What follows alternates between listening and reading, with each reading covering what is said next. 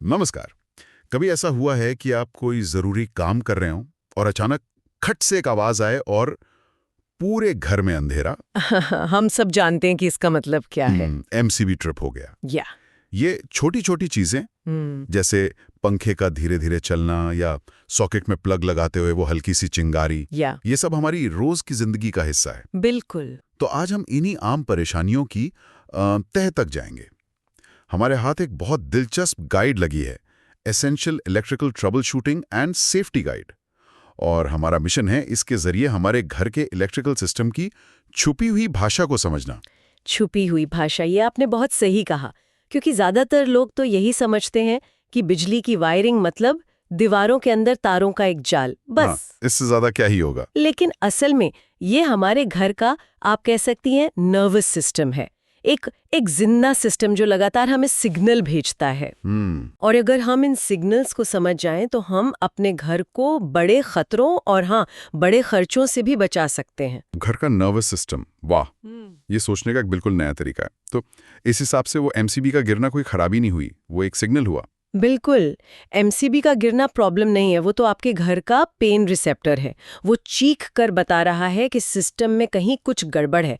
हमारा काम उस दर्द की वजह ढूंढना है, ना कि उसे नजरअंदाज करना। हाँ, गाइड के हिसाब से इस दर्द की 3 मुख्य वजह हैं: ओवरलोड, शॉर्ट सर्किट और ढीली वायरिंग।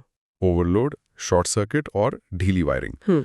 सुनने में ये तीनों, मतलब एक आम इंसान के लिए इनमें क्या फर्क है? चलिए इसे शरीर वाले उदाहरण से ही समझते हैं। ओवरलोड मतलब सिस्टम को उसकी क्षमता से ज्यादा खिला देना। अच्छा। सोचिए, एक ही पावर स्ट्रिप पर आपने हीटर भी लगा दिया, गीजर का पॉइंट भी वहीं से ले लिया और किसी ने आके हेयर ड्रायर भी चला दिया। हाँ, ये तो होता है अक्सर। तो ये उस सर्किट के डाइट से बहुत ज्यादा है। नतीजा, सिस्टम ये लोड बर्दाश्त नहीं कर पाता और एमसीबी यानी पेन सिग्नल सप्लाई बंद कर देता है। ये सबसे आम वजह है। अच्छा, तो ये हमारी आदतों से जुड़ी समस्या है। और शॉर्ट सर्किट, वो क्या चीज है? शॉर्ट सर्किट वो एक ज्यादा गंभीर और आप कह सकती हैं अंदरूनी चोट है, जैसे शरीर के अंदर कोई नस फट जाए। जब 2 तार जिन्हें कभी आपस में छूना नहीं चाहिए, जैसे फेज और न्यूट्रल, वो किसी वजह से अंदर ही अंदर टकरा जाते हैं, तो बिजली को एक शॉर्टकट मिल जाता है। इससे करंट एक सैलाब की तरह बहता है, जो सामान्य से 100 गुना ज्यादा भी हो सकता है। एमसीबी इस जानलेवा सैलाब को 1 सेकंड के 1000वें हिस्से में पहचानकर मेन गेट बंद कर देता है। और यही आग लगने का एक बड़ा कारण बनता है। सबसे बड़े कारणों में से एक। और ढीली वायरिंग, वो किस तरह की चोट हुई? ढीली वायरिंग आप उसे एक मोच आए हुए जोड़ की तरह समझ सकते हैं। ठीक है। स्विच के पीछे या सॉकेट के अंदर अगर तार ठीक से कसे नहीं है तो कनेक्शन ढीला रह जाता है। इस ढीले पॉइंट पर बिजली को गुजरने में मेहनत करनी पड़ती है, जिससे स्पार्किंग होती है और वो हिस्सा गर्म होने लगता है। अच्छा। ये एक लगातार चलने वाला धीमा दर्द है, जो अगर बढ़ जाए तो वो सॉकेट या स्विच जल भी सकता है। कमाल है। तो ओवरलोड मतलब बदहजमी, शॉर्ट सर्किट मतलब अंदरूनी ब्लीडिंग, और ढीली वायरिंग मतलब एक पुराना दर्द। गाइड में एक समाधान लिखा है, सही रेटिंग की एमसीबी लगाना। इसका क्या मतलब है? क्या ज्यादा पावरफुल एमसीबी लगाना ज्यादा सेफ नहीं होगा? नहीं, ये एक बहुत बड़ा भ्रम है और बेहद खतरनाक भी। खतरनाक? आपका सवाल ऐसा है कि क्या दर्द को महसूस ही न करने वाली दवा खाना ज्यादा सेफ है? नहीं, हर एमसीबी की एक एम्पियर रेटिंग होती है, 6A, 16A, 32A। ये रेटिंग आपके घर की दीवारों में लगे तारों की मोटाई के हिसाब से तय होती है। तारों की मोटाई के हिसाब से? एमसीबी आपके उपकरण को नहीं, बल्कि दीवार के अंदर छिपे तारों को बचाता है। 1 मिनट, ये बात बहुत दिलचस्प है। एमसीबी तारों को बचाता है? जी हाँ। सोचिए, आपके एयर कंडीशनर के लिए एक मोटा तार लगा है, जिसकी क्षमता 20 एम्पियर है। उस पर 16 एम्पियर का एमसीबी एकदम सही है। ठीक है। लेकिन अगर आप उस 16A एमसीबी की जगह एक 32A का एमसीबी लगा दें, ये सोचकर कि ये ज्यादा पावरफुल है, तो बेहतर होगा? नहीं, तो आप अपने घर के सेफ्टी सिस्टम को अंधा कर रही हैं। अब अगर एसी में कोई खराबी आई और वो 25 एम्पियर करंट खींचने लगा, तो आपके तार अंदर ही अंदर जलना शुरू हो जाएंगे, पिघलने लगेंगे। लेकिन एमसीबी ट्रिप ही नहीं होगा? बिल्कुल, क्योंकि वो तो 32 एम्पियर का इंतजार कर रहा है। गलत एमसीबी लगाना वैसा ही है जैसे फायर अलार्म को कहना कि जब तक पूरा घर आग ना पकड़ ले तब तक मत बजना। बाप रे, ये तो उल्टा ही खतरनाक हो गया। अच्छा, तो हमने अभी उन सिग्नल्स की बात की जो अचानक आते हैं, जैसे एमसीबी का गिरना, लेकिन उन लक्षणों का क्या जब पूरा सिस्टम ही सुस्त और थकावा सा लगे, जैसे गाइड में लिखा है पंखे का धीरे चलना। हाँ, ये शार्प पेन नहीं बल्कि क्रोनिक फटीग या लो ब्लड प्रेशर जैसा है। जब घर के उपकरण अपनी पूरी ताकत से काम नहीं कर पाते, पंखे का धीरे चलना इसका सबसे आम उदाहरण है। ज्यादातर मामलों में इसका अपराधी होता है कैपेसिटर। मैंने देखा है, वो एक छोटा सा सफेद सेल जैसा होता है। इसका काम क्या है? आप कैपेसिटर को पंखे की मोटर के लिए एक एनर्जी ड्रिंक समझ सकते हैं। Energy drink? हाँ, या एक धक्का देने वाला साथी। जब पंखा बंद होता है तो उसे घूमने के लिए एक शुरुआती जोरदार घुमाव की जरूरत होती है। कैपेसिटर ठीक वही करता है। वो एक छोटी बैटरी की तरह चार्ज स्टोर करता है और स्विच ऑन होते ही मोटर को एक किक स्टार्ट देता है। अच्छा। समय के साथ ये अपनी ताकत खो देता है, धक्का कमजोर हो जाता है और पंखा बेचारा धीरे धीरे घूमने लगता है। और अगर सिर्फ पंखा नहीं बल्कि घर की ट्यूबलाइट भी डिम लग रही हो, मिक्सी भी कम जान से चल रही हो, तब क्या? बहुत अच्छा सवाल।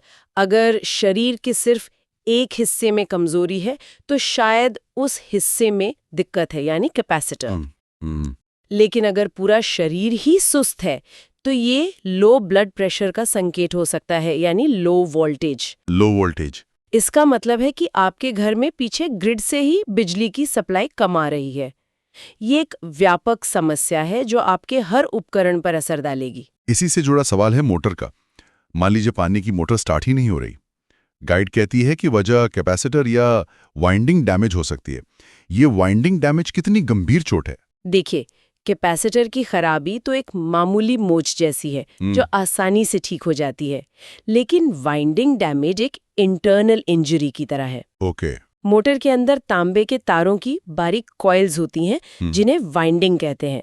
यही मोटर का दिल है। ज्यादा गर्म होने या ओवरलोड की वजह से जब ये अंदरूनी तार जल जाते हैं या टूट जाते हैं, उसे वाइंडिंग डैमेज कहते हैं। तो इसके लिए तो फिर एक्सपर्ट को ही बुलाना पड़ेगा। हाँ, इसके लिए प्रोफेशनल मदद की ही जरूरत पड़ती है। ठीक है, तो हमने तेज दर्द और सुस्ती की बात कर ली।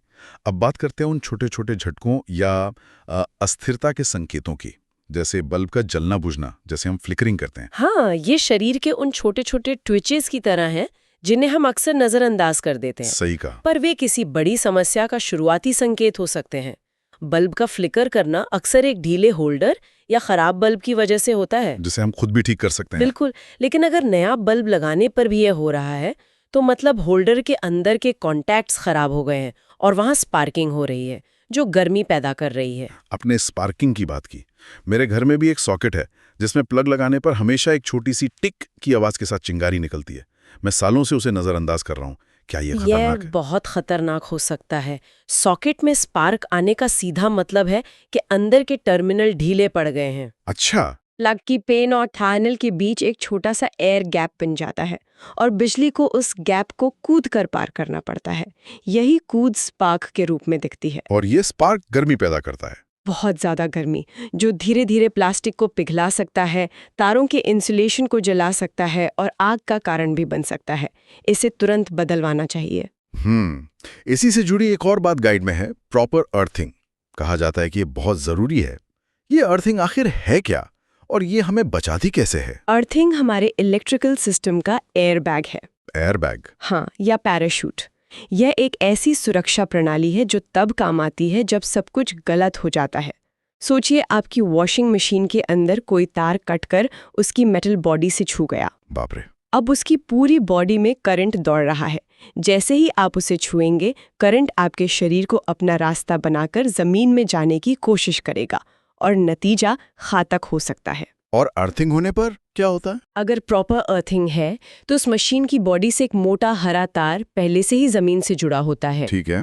करंट को इंसान के शरीर और मोटे तांबे के तार के बीच एक रास्ता चुनना होता है। बिजली हमेशा आसान रास्ता चुनती है। बिल्कुल। सारा का सारा करंट उस अर्थ वायर के जरिए पलक झपकती ही जमीन में चला जाएगा और इससे सर्किट में इतना ज्यादा करंट बहेगा कि एमसीबी तुरंत ट्रिप हो जाएगा। और आपको पता भी नहीं चलेगा कि क्या हुआ। आपको पता भी नहीं चलेगा कि आप एक जानलेवा झटके से बच गईं। अर्थिंग एक खामोश बॉडीगार्ड है। वाह, ये तो सच में एक लाइफ सेवर है। अब तक हमने उन संकेतों की बात की जिन्हें हम देख या सुन सकते हैं, पर गाइड में एक ऐसे खतरे का भी जिक्र है जो खामोशी से आता है, तारों का गर्म होना। और ये शायद सबसे खतरनाक लक्षण है। ये सिस्टम के बुखार की तरह है। बुखार? हाँ, बुखार खुद में बीमारी नहीं है, पर ये बताता है कि शरीर के अंदर कोई गंभीर इन्फेक्शन लड़ रहा है। तार का गर्म होना ये बताता है कि वायरिंग सिस्टम एक बहुत बड़े तनाव से गुजर रहा है। और इसके कारण क्या हैं? इसके दो मुख्य कारण हैं। लोड के हिसाब से तार का पतला होना और ओवरलोडिंग। इसे थोड़ा और आसान भाषा में समझाएंगे? जरूर। इसे पानी के पाइप के उदाहरण से समझिए। आपको एक बड़ा स्विमिंग पूल भरना है और आपके पास एक पतली सी गार्डन वाली पाइप है। आप मोटर फुल स्पीड पे चला देते हैं, क्या होगा? पाइप पर जबरदस्त दबाव पड़ेगा, फट भी सकती है। बिजली के तारों के साथ भी यही होता है। हर तार की एक मोटाई होती है जो उसकी करंट ले जाने की क्षमता तय करती है। अगर आप एक 1.5 mm के पतले तार पर 2000 वॉट का हीटर चला देंगे तो आप उस तार से उसकी क्षमता से कहीं ज्यादा बिजली खींच रहे हैं। तो वो तार गर्म होने लगेगा? बहुत ज्यादा गर्म। ये गर्मी तार के ऊपर की प्लास्टिक की परत यानी इंसुलेशन को पिघलाना शुरू कर देगी। और इंसुलेशन पिघला तो नंगे तार बाहर आ जाएंगे जो आपस में छूकर शॉर्ट सर्किट कर सकते हैं और दीवारों के अंदर आग लगा सकते हैं। इसीलिए सही उपकरण के लिए सही मोटाई का तार इस्तेमाल करना बहुत जरूरी है। अब मुझे पूरा सिस्टम एक शरीर की तरह साफ साफ नजर आ रहा है, लेकिन अगर कोई इन लक्षणों को पहचानकर खुद कुछ ठीक करना चाहे तो गाइड का सबसे जरूरी नियम क्या है? गाइड के अंत में जो नियम है वो असल में पहला और सबसे जरूरी नियम होना चाहिए। ये बिजली के काम का गोल्डन रूल है। और वो क्या है? कोई भी काम करने से पहले मेन सप्लाई बंद करें और बंद करने के बाद टेस्टर से जांच जरूर करें। सिर्फ मेन स्विच बंद कर देना काफी क्यों नहीं है? क्योंकि मान लेना बिजली के काम में सबसे खतरनाक शब्द है। हो सकता है आपने गलत एमसीबी बंद कर दिया हो या वायरिंग में कोई ऐसी गड़बड़ हो कि स्विच बंद होने के बाद भी तार में करंट आ रहा हो। टेस्टर एक छोटा सा सस्ता सा टूल है, लेकिन वो आपकी उंगली और जिंदा तार के बीच का फर्क है। सही बात है। मेन एमसीबी गिराने के बाद भी जिस तार पर आप काम करने वाले हैं उससे छूने से ठीक पहले टेस्टर से एक बार चेक कर लेना।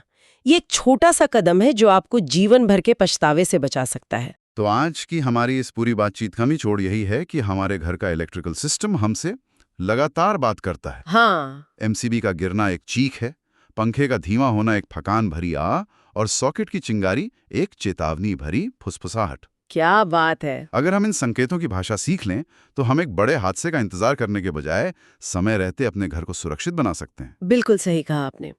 और मैं श्रोता के लिए एक विचार छोड़कर जाना चाहूंगी। जरूर। आज हमने हर लक्षण को अलग अलग समझा, पर अब ये सोचिए कि ये सब आपस में कैसे जुड़े हो सकते हैं। क्या ऐसा हो सकता है कि आपके इलाके में आने वाला लो वोल्टेज, मतलब लो ब्लड प्रेशर, आपके फ्रिज की मोटर को स्टार्ट होने के लिए ज्यादा मेहनत करने पर मजबूर कर रहा हो, जिससे वो ओवरलोड हो रही हो, और इस ओवरलोड की वजह से उसकी तार धीरे धीरे गर्म हो रही हो, यानी उसे बुखार चढ़ रहा हो? ये तो एक चेन रिएक्शन है। बिल्कुल। घर का इलेक्ट्रिकल सिस्टम वाकई एक शरीर की तरह काम करता है, जहां एक हिस्से की समस्या का असर दूसरे हिस्से पर भी पड़ सकता है। एक लक्षण को पढ़ना अच्छा है, पर पूरे सिस्टम के स्वास्थ्य को समझना ही असली बुद्धिमानी